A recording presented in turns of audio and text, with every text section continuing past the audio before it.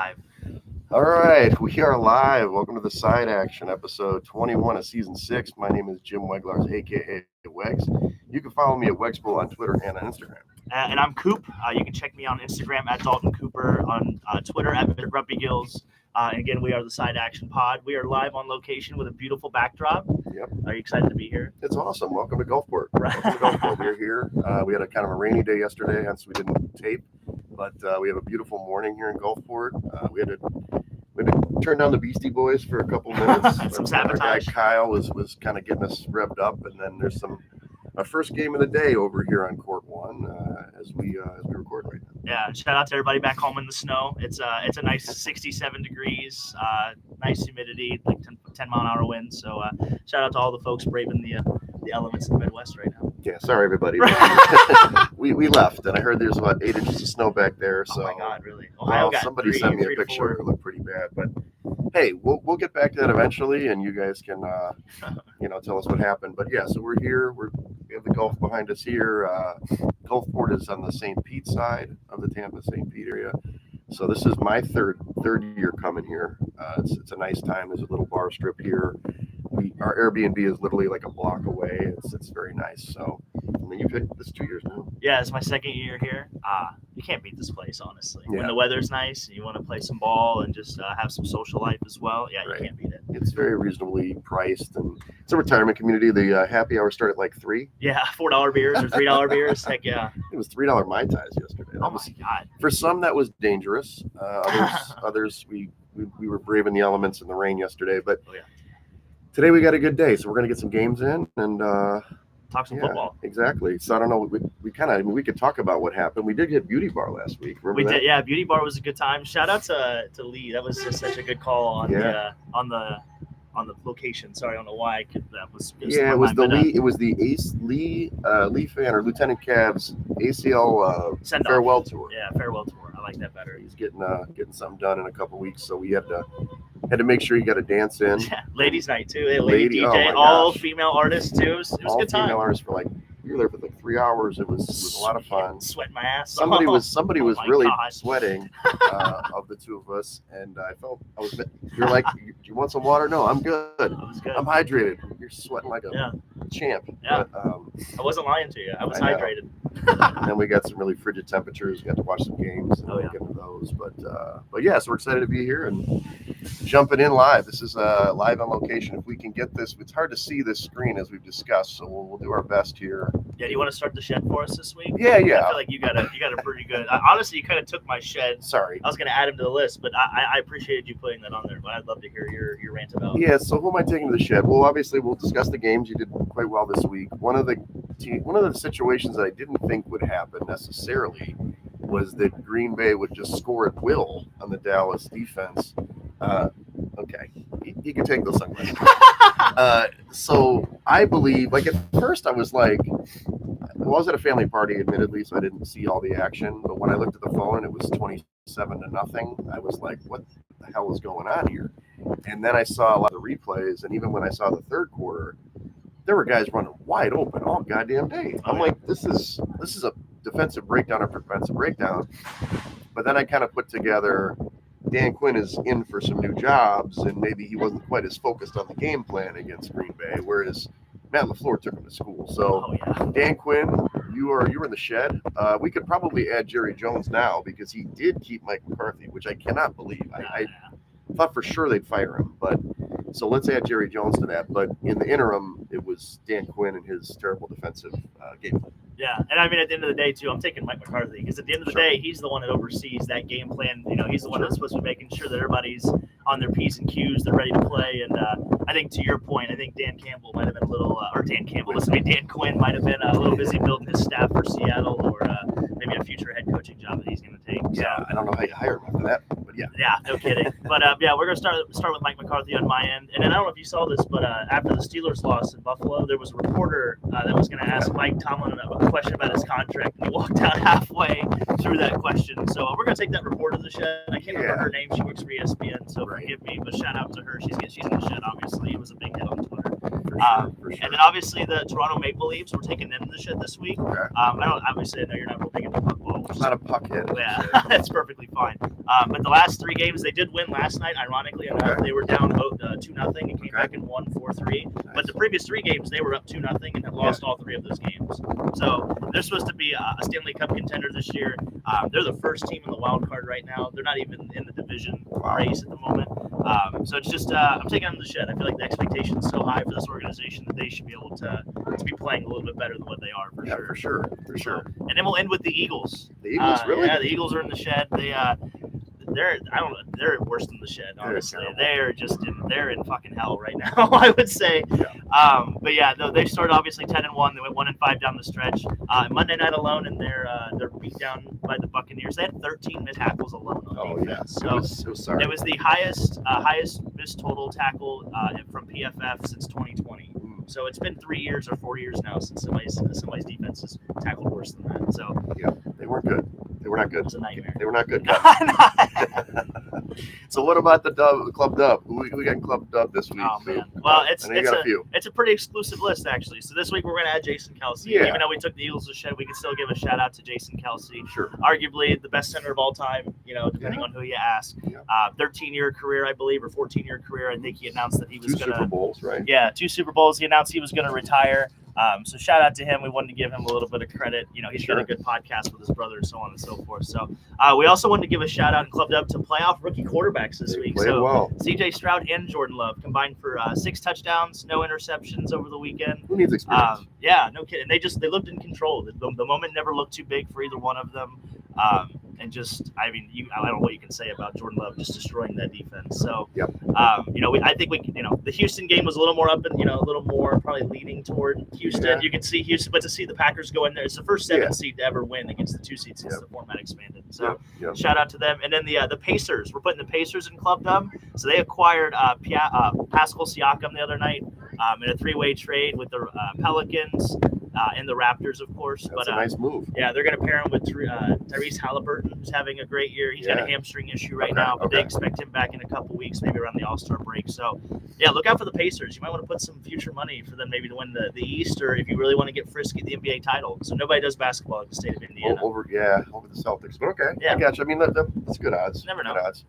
Well, for me, kind of on your line with the rookie quarterbacks, it's more the coordinators. I like Bobby Slowick from Houston. He came out against the quote-unquote number 1 defense. Now, we did talk even last week how Cleveland on the road struggled defensively, but they were look, when I saw them play, I thought they played terrible. But then I saw Dallas play, so Dallas was worse. But Bobby Slowick, I mean, he was lighting them up, dude. He was calling plays for Stroud to go deep, and they were just drilling those safeties. The Brown safeties had no answer. Kept them totally off balance. They really didn't need to do much in the second half because of the pick sixes, which we'll talk about. They also missed one with Nico Collins at kind of the beginning of the game too. That was like he overthrew him by like maybe 8 yards, so that could have been even a higher score. If you think they had the right game plan, and they were able to still run the ball a little bit. So shout out to him. He's probably going to be a head coach soon. You would think. We'll see. Sure.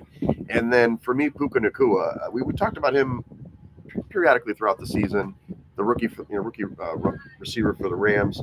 He may not win Rookie of the Year because of C.J. Stroud, but any other year he should have because he broke all the records. But he plays his first playoff game. It was like 150 yards. I thought they had like 170 yards. Yeah, he was unbelievable. They could not stop him, and I guess I didn't see him play that much. It's the run after the catch. I mean, he would catch the ball, break tackles, and he's just physical.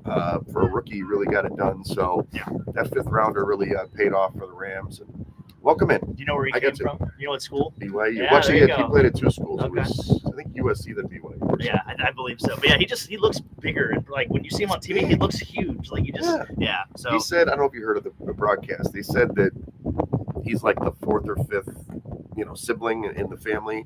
He'd always get like piled on the bed, and he had to fight his way out. So he's used to like being physical for his whole life because he was a little guy.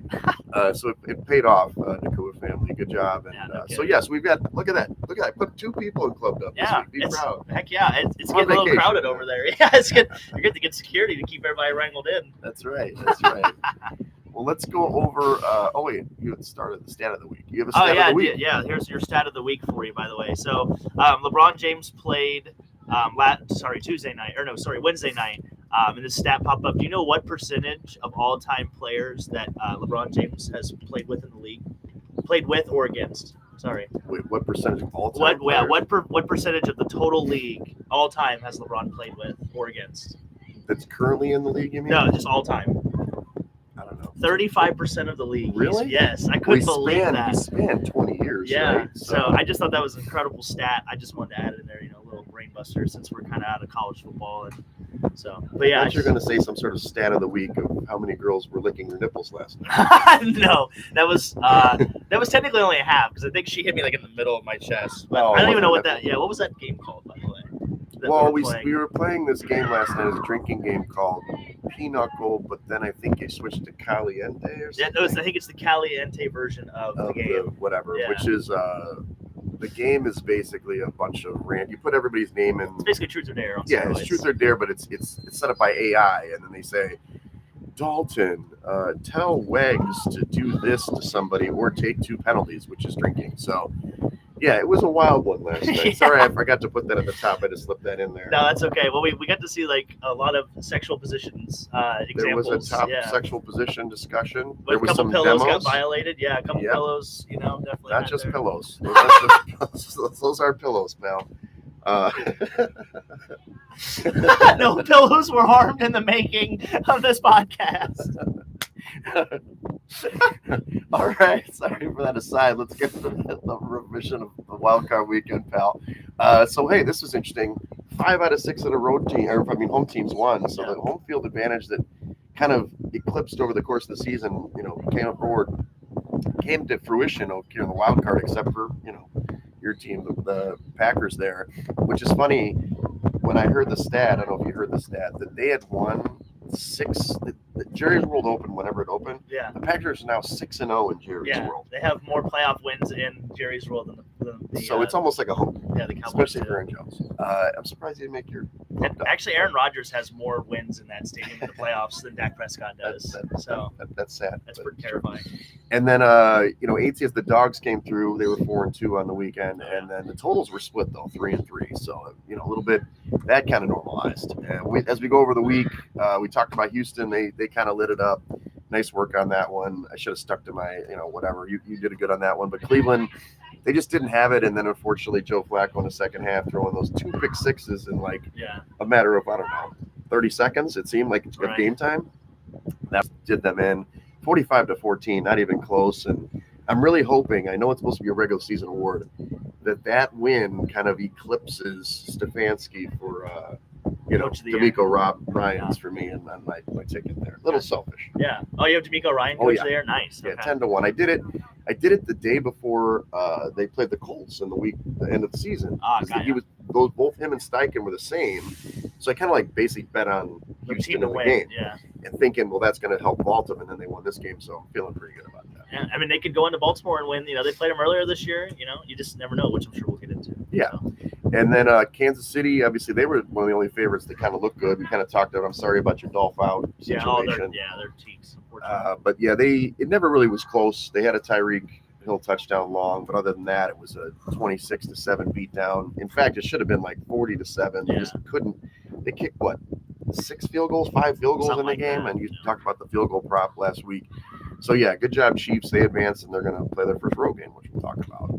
And then I want you to go over the Packers. I know you're very excited about it. Oh yeah, just from the jump, I could feel it, the energy just from the television. That it was that there was a lot of nervousness in that Dallas room, and I thought there would be. And I don't know if you remember this, but for the first episode on, I told you that Mike McCarthy was going to cost this team. It wasn't going to be the talent. We all know that. So. But yeah, no, I mean, it was on. Green Bay was the side from the very jump. They've been running the ball. I think Aaron Jones is leading the league in rushing since he's came back in week 17. Mm-hmm. So he's averaging 110 or 120 on the ground. And if they do that, it's going to make life really easy for Jordan Love. Their play action game is amazing. And the other big thing that I didn't talk about last week is that the man-to-man tendencies of the Cowboys, I think, really plays into the strengths of the Packers. Yeah, so, good receivers. Yeah, I mean, there's nobody in the league that's got 4 good corners like they have 5 good receivers. So the tight end got involved quite a bit too. Yeah, absolutely. And just like I said, they jumped out from the front. They are the only team in the league that hasn't had a turnover in the first quarter all year as well. Well, they score a lot of first drive touchdowns too. Yeah, they usually got to a quick start, which I think is really important for young teams. It gets the confidence going, it just gets them into the plays, and I think it keeps everybody engaged. So, but yeah, I thought also a big coaching mismatch in that game. Yeah. But well, LaFleur is coming. A lot of people thought maybe he wasn't a good coach because he had Rodgers, but he's shown it the last 6 weeks, 8 weeks. Yeah, you can definitely tell the difference between the Rodgers offense and the actual system that they're running now. It looks more like an offense they're running now as opposed to a guy just kind of making it up on the fly. So that final was 48-32. Low scoring game there. Yeah, really low score. I hope he took the under. The Rams. This was the only really good game of the weekend. The Rams went into Detroit. It was Detroit scored on their first 3 drives. I think touchdowns. 21. It was 21-7 or something right away. They looked good. Ben Johnson was like calling a great game, but then something happened. The adjustment at halftime. I give Raheem Morris a lot of credit for the Rams to make the adjustment. And he essentially shut down the offense. So they only scored 3 points in the second half. But you got to give Detroit some credit. They held up inside the red zone. They had 3 big stops inside the red zone to hold the 3 field goals and eventually win this game outright. 24-23. So they didn't cover the number. Detroit get their first win in 32 years. But the Rams, I kind of a missed opportunity there. I thought they had a really good chance to win. Oh no, they definitely. I almost think the Rams were the side. They were. I think they definitely. I think the funniest thing to me was watching Aaron Donald get triple teamed basically every play. Time. Yep. And the 2 times they didn't, he literally blew up both of those plays, which I was just like, well, duh. Yep. But no, like you said, great. I mean, it was only a good game really on the weekend. It was only a really competitive game. Yeah, it's tough. I think either team is a good matchup against Tampa Bay, but obviously it's Detroit. So, but yeah, it's tough. I think looking forward, if the Rams have a good draft, they get a couple pieces on defense. Hopefully Higbee, hopefully Higbee gets, comes back from injury. Right. They could be a sneaky team next year for sure. I just think it's the defensive side. I just felt like they didn't have a lot to stop the defense or offense initially. Yeah. Obviously, they made some good scheme adjustments. The offense seems great, especially a healthy Stafford. He played so well. He was making every throw. I think he was concussed too. He got hit. His eyes rolled up. Yeah. But he played so well, and it's a nice bounce back. 2 years, I guess 2 full seasons ago, he was the MVP, right? Right. And then he had a terrible year last year with his injuries. Yeah. He played really well this year, so. Yeah. No, and just the arm angles. I love that he can throw from so many different arm angles. Yeah, it's very Patrick Mahomes-esque, if you will. Exactly. So, but I think it's gonna be interesting to see if they bring Cooper Kupp back too. Yeah. I'm assuming they will, just because he's a good locker room guy, good culture guy. He's been there for a minute, and he's really good in the run game. So those guys are kind of valuable. So, but it's gonna be interesting to see if they actually let him go now. They got Puka. So right. Puka's definitely a number 1 wide receiver. Well, they've got him on a rookie deal, which is at least 3 or 4 years at that, and I think the 5th rounder still is a 3 to 4 year deal. Yeah, I think it's 3 years. Super cheap. So yeah, the Brock Purdy effect. Best contract in the league is Puka Nacua for sure. Exactly. All right, so then the Buffalo game. Buffalo played against Pittsburgh. This was moved from Sunday to Monday, which was kind of nice to have 2 games each day a little bit. So this game was played kind of mid-afternoon on Monday. It wasn't as cold as anticipated. The snow was all cleared. I don't know if you were out there. Well, in the stadium it was. $20 an hour to clear your own seat. I don't know if you heard this. They actually had general admission seating then. Yeah, you could just clear your own seat and do whatever. But that took hours and days to do that. But interesting game. Buffalo came out guns a-blazing, 21-0. They were dominant. In fact, they were going to go up 24-0, but then there was a blocked field goal that was taken down, and then the Steelers finally scored. Which was stupid. That was a stupid decision in the moment. Yeah. But then, I thought Mason Rudolph looked rattled in the first half, kind of what we talked about. He turned into a pumpkin, or as you saw, lost his red nose. But in the second half, there were some injuries on Buffalo's defense. They kind of got it. They got it within a score. It was a lot closer. And they were in jeopardy of maybe not losing the game, but they were kind of choking it away a little bit. And then, a couple more plays, and they made it happen, and they ended up covering the number, 31-17. But I don't know. We'll see as we talk about this week's handicap if those defensive injuries will factor into this week. Yeah, and they got a good matchup, and their run game looks pretty good too. Josh Allen, between James Cook and Josh Allen, James Cook, their run game it's getting better, and it's peaking at the right time. Like they finally don't have to rely on Josh Allen to make amazing throws. And he didn't turn the ball over, and that's the key for this team. If he doesn't turn the ball over more often than not, they are going to be. Did you practice your fake slide?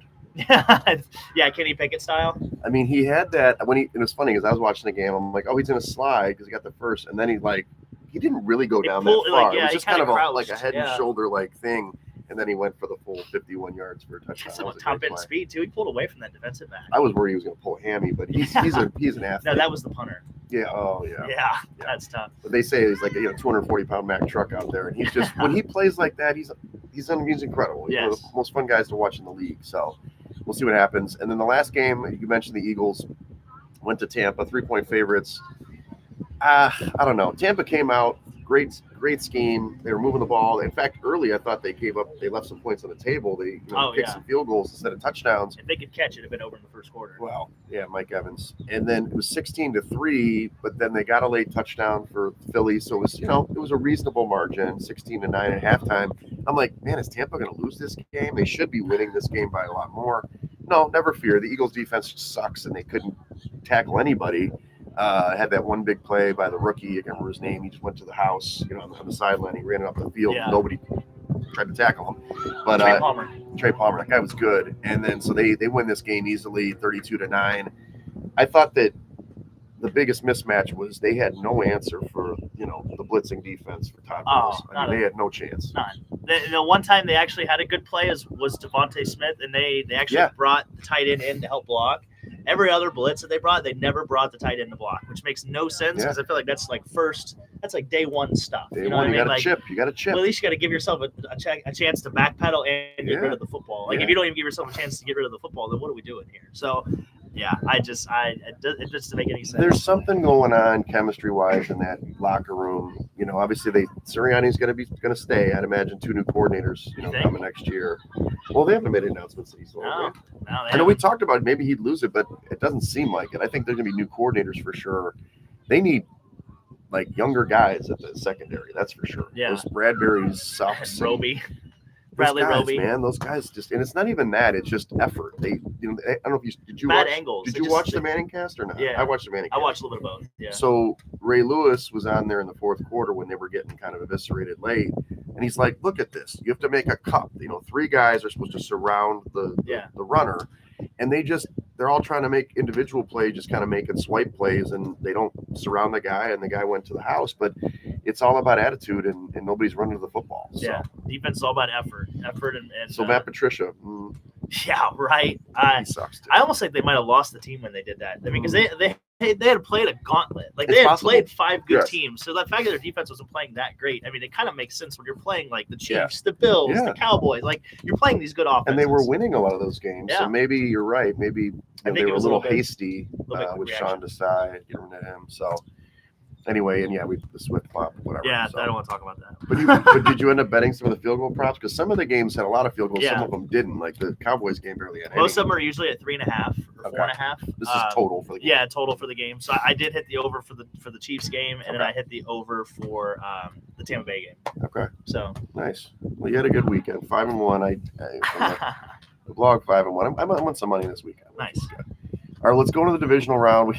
We have not done very well with updating these injuries. I don't know if we end up checking the Bills stuff, but let's talk about today. Yeah, each team generally speaking. We know that the 49ers are really healthy for the most part. Yep. I think you said the Packers are pretty much healthy for that game. Except for Jair. Jair's still questionable. He's questionable? Yep. Okay. And then you have Baltimore relatively healthy, and you said Mark Andrews is practicing. We don't know if he's going to play yet for Baltimore. Yeah, he is back to practice this week. Actually, I think it was last week he returned to practice. Yeah, so, he's returned from there. To get a big boost from him, I mean, I think that's gonna be huge for their offense. Well, I mean, you talked about likely, and he helped you win a championship in fantasy. I mean, he's got confidence through the roof, and you've seen teams like Buffalo with 2 different tight ends score touchdowns. I mean, you have 2 tight ends. Team, I mean, you're able to get some things done. Well, that 22 personnel gives defenses a hard time too, because it's much easier to just flip plays. Right. So I can't remember what game it was the other night, but it might have been. Actually, I think it was a Tampa game. That you can see them running a lot of 22 personnel, and they just check to the other side. And it's kind of that Madden when you're playing. It's like the red box, green box kind of deal. So it really helps your quarterbacks out. So I could definitely see them doing a lot more of that. I mean, Houston's healthy, but I think the biggest question mark is Buffalo. Like, where are they? I know that the one linebacker is probably not going to play. That looked like a pretty bad injury. They carted him off, and it was Achilles or calf or something. But they had. If Rasul Douglas comes back at corner, I think that really helps them, especially for the title. And then there's another corner that went down. The backup came in and made that interception, but they were picking on him for sure. Oh yeah. So that's an important matchup. And then I think Detroit, they're pretty healthy. Laporta's playing. He's got a touchdown last Yeah, week. he did. We didn't talk about this in Club Dub, but just rookies in general played really well in the playoffs. There were tons of rookie touchdowns. Nakua, Laporta, obviously talked about the quarterbacks. So it was awesome. So anyway, we don't have any more. No, it doesn't look like it's updated. These bastards don't want us to give information to our listeners here. They're real stuffy. But yeah, it doesn't look like it's updated today. Definitely want to check those if you're going to make some wagers this weekend on games. Yeah. Obviously, injuries are always a big part of it, but we'll get into that. And the Chiefs are relatively healthy. I mean, if Kadarius Toney's not playing, that's probably for the best. Well, let's talk about these sides. Yeah, he can't be off sides this time. Oh man, talk about these sides in total. So these games are broken down. There's two games each day, 2 on Saturday, 2 on Sunday. So the first game is Houston at Baltimore. This opened as I think it was a 9.5 point open, and now it's kind of fluctuated between 9 and 9.5 the whole week. We've got 45.5. I think that's right. I should check that. No, that's right. So when I looked at this initially, look, Baltimore's a great football team, and all full disclosure, we talked about it. I've got a Baltimore future winning the Super Bowl. I want them to win this game. I think they're going to win this game. A lot of teams coming off the byes do dominate in these situations, but leaving that back door open, I just can't, with good conscience, tell you to bet the 10 or 9.5. It's just a big number for me. I think it probably is the right side, but Stroud I think it's a 7-point football game, 7.5. That's just the way I look at it. But I don't really see Houston shocking the world here. They have a decent defense. They stop the run better than most. Right. But I just don't think, unless Lamar, shits himself, I think it's going to be okay for Baltimore in this one. Do you see it differently? No, I see Baltimore covering. I would be comfortable. I'd be comfortable laying the hook. Yeah, even all the way up to the hook. I'd be willing to lay it. I think that 10.5. I think their defense, it's well rested. Yeah. It's a veteran defense. Yep. I think they're just going to bring a lot of pressure to CJ Stroud. I don't think they're going to handle it very well. I think it's going to look a lot like Tampa Bay and Philadelphia. Okay. And I think on the other side, you can see Baltimore control the game from the jump. Running the football, possessing the ball. I think they're just going to play keep away. I really do. They're gonna be physical. I have no idea what the weather's like in Baltimore this weekend, but I could just see it being really cold, and I could just see the physicality just overmatching Houston. Houston doesn't run the ball great, but if they just completely shut down the run and put it in Stroud's hands to do everything, it's too much. Right? Yeah, he's got to do more than that. So Devin Singletary's actually been pretty good the last probably 5 or 6 weeks of the season too. Yeah, but Baltimore's no joke. Their defense is good, and I think that they're seeing all those upsets last week. I think they're not going to play in this game. That's true, and I think that from the emotional standpoint too, I think it might have been a big. I don't want to say they may have lost a lot of their juice, just from last week. To quote Justin Lee today, we've got to shoot our load today. So I think they shot their load. Yeah, I think they did shoot their load. And plus, they were at home last week.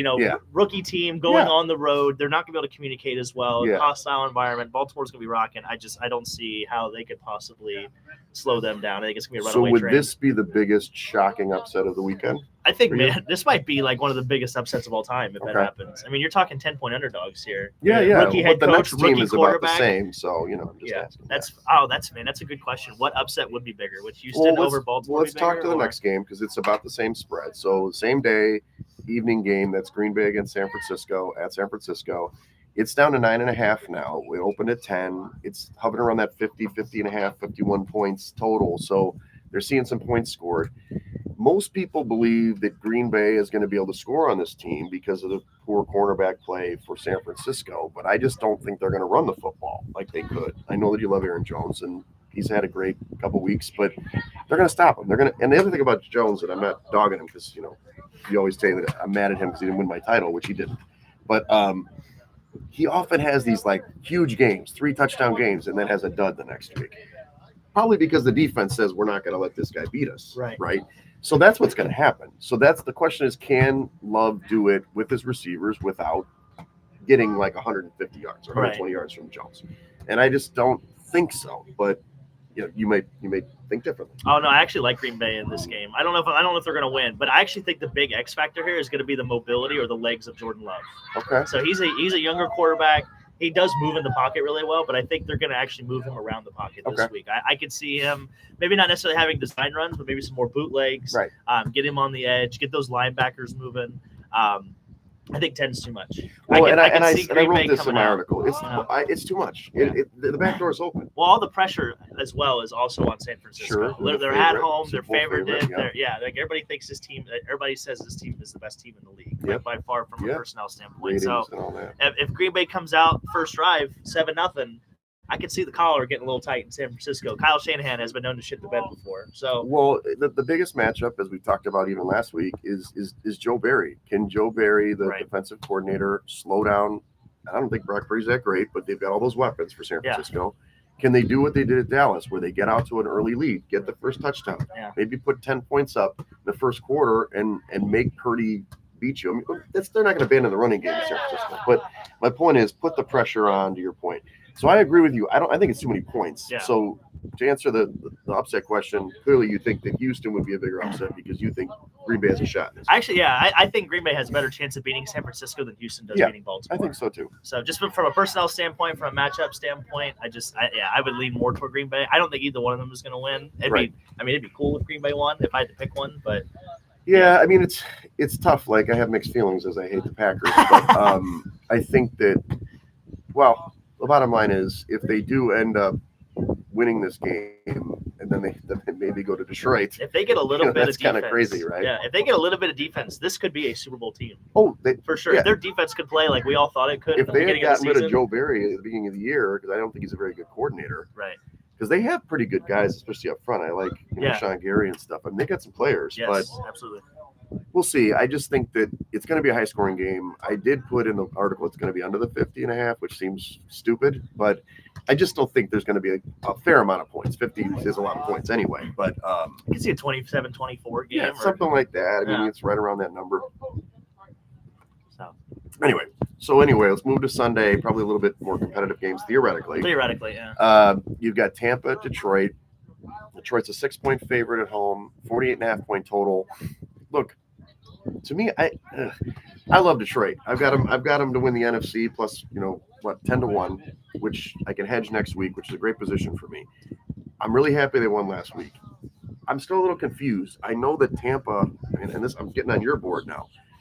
Tampa's defense played great. Vita Vea is an animal. That dude is a beast. So if you're not going to run against them, because they didn't in the first matchup that they beat them, they didn't even try to run. Right. But you got to run sometimes, especially with Gibbs and stuff. I don't know, dude. I just feel like it's a bad matchup because when Todd Bowles is calling his defense the way he can call it now, because he's got a full complement of healthy players, it's going to be a tough one. I'm not saying they're not going to win the game, but when this line went from 6 to 6.5, I was confused. I was confused at 6. I had it like 4. So I'm just like, they barely beat the Rams. Maybe I'm missing something here. You like Detroit in this one? I do. I think the big factor in this one is going to be them being at home. Sure. I think Tampa being at home last week actually helped them out quite a bit from a communication standpoint. And I think them going to Detroit, it's going to make that really hard. And I think it's just the just the spirit, if you will. Just like the energy they're going to get from the crowd, I think is going to be really overwhelming. It's going to be just Jared Goff at home is better. And to your point, I think they actually will run the football this time. Okay. They have to. And to your point, I think Tampa kind of shot their wad last week. I think that might have been the best game they've played all season. Especially Baker, 350 yards or something. Granted, it was against a defense that quit, 4 weeks ago. But to your point, the Tampa Bay defense is getting healthier, Todd Bowles, but I almost think that Detroit can handle the blitz a little better because I think their offensive line, their offensive line is obviously not as seasoned as Philadelphia, but I think they're a lot more athletic than Philadelphia's, and I think they'll be able to handle that blitz a little bit better. What about the total here? And Ben Johnson. I think Ben Johnson is a better coach than anybody you can name on Philadelphia's staff. So, I thought that too, except when I saw how the Rams shut them down in the second half. I was like, they didn't have a counter punch, which really, because the Rams defense isn't as good as Tampa's. So I was just a little worried about that. So, yeah, it's okay. I mean, I'm being more conservative with these spreads. I have Detroit winning the game, but I picked the dogs in the first 3 games. I can see the over here, too. I think both these defenses are susceptible to giving up big plays. And, both teams have really good wide receiver cores. So. Yeah, Detroit wants to stop the run. They don't stop the pass. Right. And you've got, 2 or now the 3, and Otten's playing well. And then, obviously, the rookie you mentioned. Plus, Godwin and Evans played so bad. Yeah. He's going to play better this week. Yeah. I mean, Jesus, he looked Absolutely. terrible. He can't drop another touchdown, right? Yeah. Last game, kind of the marquee game. This is Sunday night. This is Kansas City at Buffalo. You know, we're going to say it, first time Kansas City's ever played on the road with, Patrick Mahomes in the playoffs. Right. So this opened at 2.5. It's up to 3 now for Buffalo. It's hovering around that 45.5, 46 point total. When I first got this, I love Buffalo, dude. I mean, I love fucking Josh Allen. He's my guy. He's my guy. Like, I love that guy. But these injuries are scaring me a little bit. Narratively, it's pure fandom, fanboy. Buffalo's beat them in the playoffs at Kansas, or not, they've lost in the playoffs in Kansas City, but they've always played well there. Maybe there's pressure for them, but I just feel like they're gonna come out and try to destroy them. The problem is the injuries. So maybe Kansas City can score with them, which I didn't think they could do 2 weeks ago. I'm still sticking with Buffalo, dude. I want them to win, of course, for my future. I've got them as well, but it's giving Patrick Mahomes points on the road. I know makes sense. It's just I can't do it. I think Buffalo's gonna win the football game. Say my heart wants Buffalo to win. My head tells me to pick KC. It's the better coach, the better quarterback. Yeah. And to your point, they're getting points on the road. Mm-hmm. The big thing here to me is if Pacheco if they can continue to run the football with this team, because this whole team is predicated on time of possession because their defense is so good. Right. But I think their defense can wear down if they don't control the ball, obviously, just like any other team. So I think they can do that with the Bills just because of their injuries. So to your point, I like KC. I think Travis Kelce is finally going to show up. Maybe score a touchdown. Mess around. Maybe he'll catch the ball. Maybe he had like 5 drops last week. Man, anyway. But yeah, is Taylor going to be there? I would hope so, right? I mean, she could brave the cold in KC. She could brave the cold in Buffalo. So a couple of things that I've looked at this deeply, deeply is that with or without the injuries, Kansas City has 3 playmakers now. That's it, right? Yeah. They've got Rice, obviously Kelce, and Pacheco. Those are the 3 guys. Buffalo has more, so it's Shakir's really coming on. Yeah, he played well, and you've got the 2 tight ends there. Yeah. I do think Diz can be taken out. Sneak could probably, check him a little bit. And then your guy Cook, who had a huge game in KC. So he did hit that over rushing prop too, by the way, last week. Nice work. Nice. The bottom line is they've got to stop Cook right away. Yeah. Both catching the ball and running the ball. And then obviously Josh Allen. I don't know. I hear what you're saying. It's the smart play. It's like the wise guy play. I can't do it, bro. I got to stick with Buffalo in this one. Yeah, so. I would definitely take KC here. Just better quarterback. That's all. It's all good. Okay, well, these are my quote-unquote best bets. We're totally opposite from you, which is great. Buffalo minus, now it's 3, I guess, -3, which isn't a great number. And then Tampa plus 6.5. Again, this is a hedge against my ticket for the NFC ticket, but those are my only 2. I don't have too many picks this week. No, and I've got KC plus 2.5. I do like Green Bay in the first half. They're getting 6.5 against San Francisco. I do like that. I'm going to take Detroit -6. I think I think Dan Campbell's got something going there. I think they have that human factor. I feel like I almost feel like they're the most together group in the league. When you see their locker room videos and just see the guys talk post game, I feel like they are the most together group in the NFL, and I think that could go a long way. And then I threw a little anytime touchdown score for you, a little trifecta of Cade Otton. This is a parlay. Yeah, it's parlay. We're going to do Cade Otton, George Kittle, and Isaiah Likely. We're going to go the tight end trio this weekend. That's plus 2084. You can check that because obviously if Andrews plays, Likely's odds will probably go up. So you can definitely check that out as we head into Sunday or Saturday because they play Saturday. So those are both. Yeah, right. Yeah, they play Saturday, tomorrow. Yeah. Odd will play on Sunday. Okay, good. So, nice. But yeah, that's what I like. I like the tight ends this weekend. Well, Stanford Steve always says tight ends are always open. Yeah, well, that too. And Green Bay is really bad in the middle of their defense. So their safety play is really bad. I would take every George Kittle prop over that you can find in the market. Catches, yards, touchdowns. That's where they throw the football anyway. Yeah. All those crossing routes. It's going to be. I would probably take Purdy passing yards over. I don't know what it is, but I think they're going to throw the ball a lot against this team. But, I almost think that plays in the hands of the Packers if they throw it a lot. Yeah, absolutely. Well, they'll try to run. They got an all-pro running back. I mean, the best running back in the league. Oh yeah, but he didn't throw the ball to him. I think if they come out, if San Francisco comes out and throws the ball more than they want to run, we're going to have a special guest here. That's Justin Lee back there. The J Crew himself, right here. The guy that's famous for shooting his wad. Look at this guy. Look at this guy. Look at the guy. Look at the abs on this guy. He's been doing rolls and the kayak. He hasn't had a and carb since 2004. He hasn't had a carb. He lathers those abs up with Keels in the shower. Oh yeah, baby. Yeah. Oh my gosh, well, Hot that would be a screenshot right there. Drives the women in Atlanta crazy. So we're here till Sunday. I'm here really early Sunday morning. You're here Sunday afternoon. Sunday afternoon. We've got a beautiful day to play. We're gonna get some games in here. Oh yeah. We've got some of the Mafia guys from Chicago here. We've Great got views. some other Great part of our ball. group. We've got a huge house. What do I mean? 13, 14 people around? 16 maybe? 16, I think, is what Justin counted. Some people sleeping together. Thanks, Justin. And maybe no more drinking games tonight. Maybe we'll just go to the The karaoke. yeah. Yeah, I think we'll buy you some O'Maddie's, karaoke, I assume. I think we should get out to town, though. St. Pete. St. St. Pete. Pete's an hour We're open away. to your comments for those listening on the live stream. I'm sure that's not Luke right now, which we No. haven't checked at No, all. I can see it. Okay, but anyway, yeah. So Luke's hopefully- on. Hi, Luke. So yeah, but we're signing off here. Follow us at Side Action Pod on Twitter, Side Action Podcast on Instagram. I didn't mention obviously on YouTube you should follow us as well. Yeah. And follow me at Wegspool on Twitter and on Instagram. I enjoyed the football this weekend, right? And Oh, you can yeah. you can check me out on Coop. You can check me on Instagram at Dalton Cooper, on Twitter at Mr. Grumpy Gills. Again, we are the Side Action Pod. Check us out on Instagram at Side Action Podcast and on Twitter. And enjoy your weekend. Hopefully you're not too snowed in. If you are, we got football this weekend, so it could be worse. And tell us what you think about the shades. I mean, he brought them for a Yeah. reason. Well, 5 weeks from now we're not gonna have football, and it's gonna be really sad. So, Yeah. or even 3 weeks or 4 weeks. We won't be able to see a blue sky like this in a while. Yeah. So So, but yeah, love you guys.